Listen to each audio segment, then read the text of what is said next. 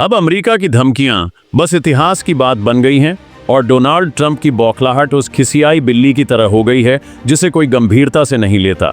हाल ही में जब कनाडा के प्रधानमंत्री मार्क कार्नी ने ट्रंप के फोन को नजरअंदाज कर दिया और खुले तौर पर कह दिया, जब सही समय लगेगा तब बात करेंगे, तो यह केवल एक जवाब नहीं था, यह अमेरिका की धौंस जमाने वाली नीति पर एक तमाचा था। डोनाल्ड ट्रंप ने 1 अगस्त से ठीक पहले कनाडा को चेतावनी दी थी कि अगर समझौता नहीं हुआ तो शुल्क, टैरिफ और बढ़ा दिए जाएंगे, और हुआ भी बिल्कुल ऐसा ही। अमेरिका ने कनाडा पर स्टील, एल्यूमिनियम और कॉपर पर लगने वाले शुल्क को 25% से बढ़ाकर 35% कर दिया। ट्रंप को लगा था कि कनाडा डर के मारे झुक जाएगा, लेकिन इस बार सामने झुकने वाला नहीं, बल्कि अकड़ कर खड़ा होने वाला कनाडा था, जिसकी हिम्मत भारत के अंदाज में बढ़ी थी।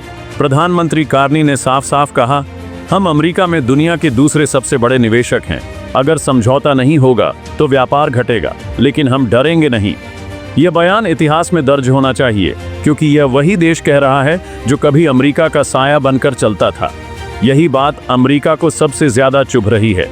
दरअसल यह लड़ाई केवल शुल्क की नहीं, बल्कि वैश्विक भरोसे की है, और अब अमेरिका भरोसे के लायक नहीं रहा। इसी वजह से कनाडा अब भारत और मेक्सिको जैसे विकल्प तलाश रहा है। ये वो देश हैं जो धमकियों के बजाय आपसी साझेदारी पर जोर देते हैं। कनाडा के वित्त मंत्री फिलिप शैम्पेन ने तो सीधे सीधे कह दिया कि अब हमें ऐसे व्यापारिक साथी चाहिए जिन पर हम भरोसा कर सकें। यह बयान उन्होंने भारत के साथ चल रही महत्वपूर्ण बैठकों के बीच दिया। ये महज शब्द नहीं थे, बल्कि अमेरिका को दिया गया एक सीधा संदेश था कि अब तुम्हारा दौर खत्म हो गया है। ट्रंप ने अपने अधिकारियों से कहलवाया कि कार्नी ने पहले ही फोन किया था, लेकिन व्हाइट हाउस में बैठे ट्रंप को तब जबरदस्त झटका लगा जब कार्नी ने मीडिया के सामने आकर कह दिया, न मैंने कोई फोन किया और न ही करने का कोई इरादा है। इसे ट्रंप के राजनीतिक जीवन की सबसे शर्मनाक झूठ वाली बात माना जा रहा है, जिसका कोई खंडन भी नहीं कर सका। ट्रंप का यह रवैया सिर्फ कनाडा को ही नहीं, बल्कि पूरी दुनिया को चौकन्ना कर रहा है। लेकिन भारत इस खेल में पहले से ही 2 कदम आगे है। भारत ने पिछले 3 वर्षों में अमेरिका की तमाम धमकियों को नजरअंदाज करते हुए रूस, फ्रांस, ईरान, जापान और अब कनाडा के साथ मजबूत रिश्ते बनाए हैं। इसी वजह से अमेरिका बेचैन हो गया है। हाल ही में कनाडा और भारत के बीच हुए रक्षा और तकनीकी सहयोग समझौतों ने अमेरिका की चिंता और बढ़ा दी है।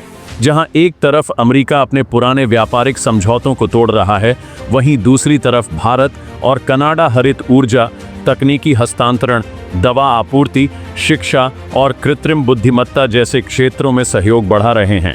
ट्रंप ने यह शुल्क कनाडाई संयुक्त राज्य मेक्सिको समझौते को दरकिनार करके लगाया, जबकि इस समझौते के तहत ऐसे शुल्क गैर कानूनी हैं।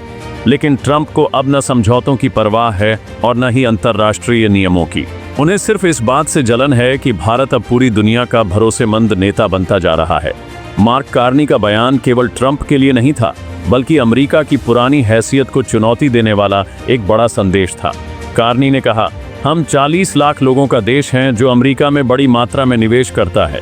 यह वह समय है जब भारत भी कनाडा में निवेश बढ़ा रहा है, यानी दोनों मिलकर अमेरिका की अर्थव्यवस्था को टक्कर देने की तरफ बढ़ रहे हैं।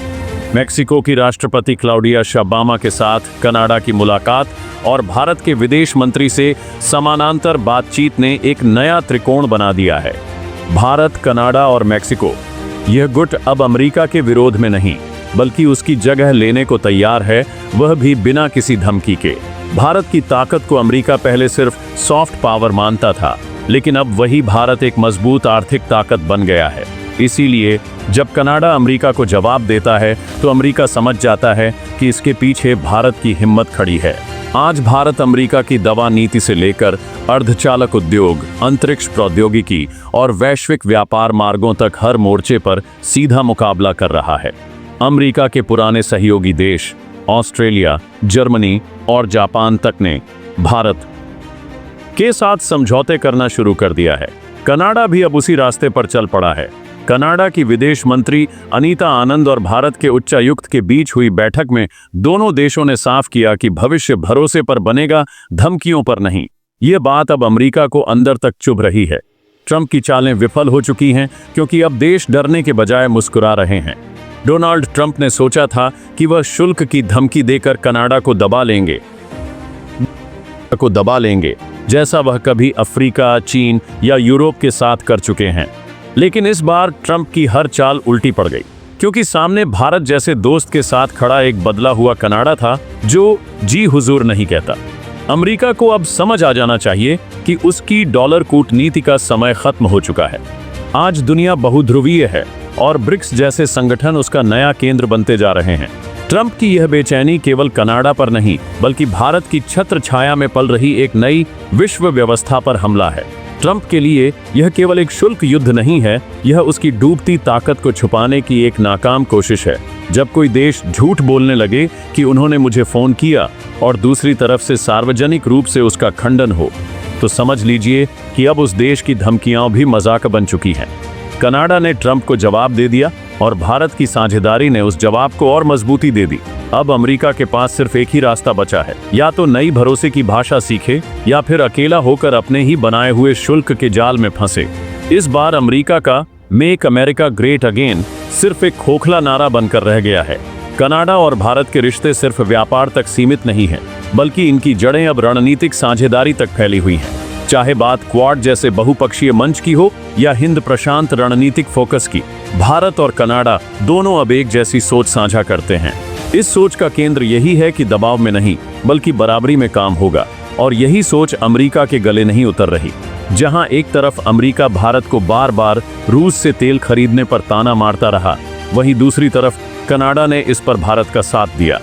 कनाडा के विदेश मामलों के मंत्रालय ने साफ किया कि भारत जैसे देश को उसकी ऊर्जा सुरक्षा और आर्थिक प्राथमिकताओं के हिसाब से फैसले लेने की आज़ादी मिलनी चाहिए। यह बयान अमेरिका के उस रवैये को सीधी चुनौती था जो हर देश को अमेरिकी लाइन पर चलाना चाहता है।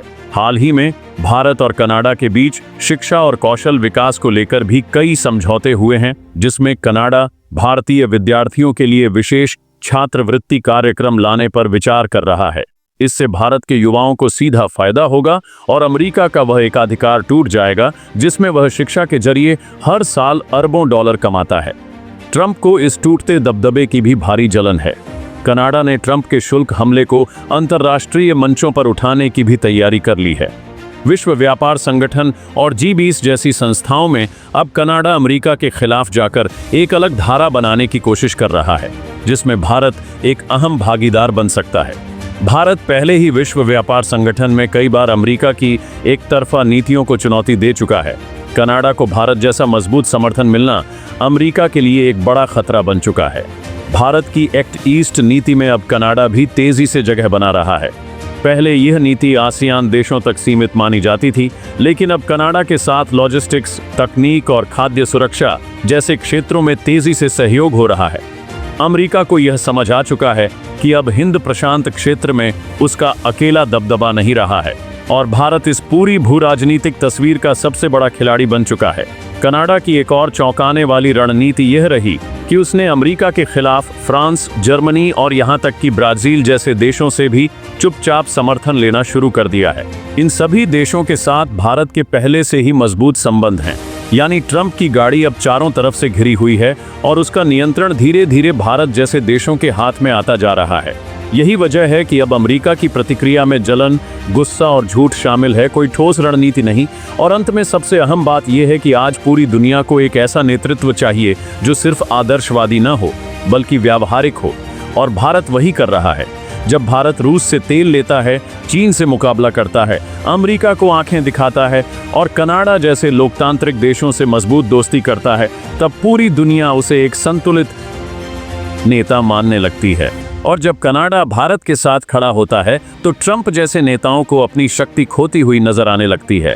भारत और कनाडा अब मिलकर एक ऐसी वैश्विक व्यवस्था की नींव रख रहे हैं जो केवल अमेरिका केंद्रित नहीं बल्कि बहुध्रुवीय और भरोसेमंद साझेदारियों पर आधारित होगी। और यही बात अमेरिका की दशकों पुरानी विदेश नीति को सबसे बड़ा झटका दे रही है। भारत और कनाडा की नजदीकी से अमेरिका की पुरानी बादशाहत में दरार पड़ रही है और ट्रंप की बौखलाहट उसी गिरते दबदबे की निशानी है। और अब दोस्तों,